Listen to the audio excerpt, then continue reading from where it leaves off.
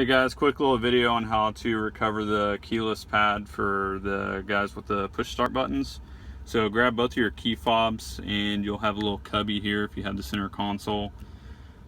Stick one key in there and hit your start button. Don't hold the brake down or anything, just hit it to start it. To turn it on. Wait for a second and then turn it off.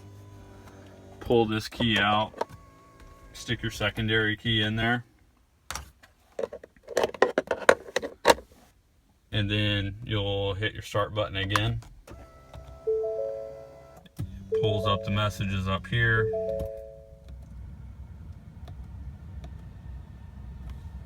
Nothing. So we'll turn it back off. Pull this key out. Stick your other key back in. Hit start button. Again, you're not holding the brake or anything. Just want to turn it on real quick. Flip through your messages. Nothing.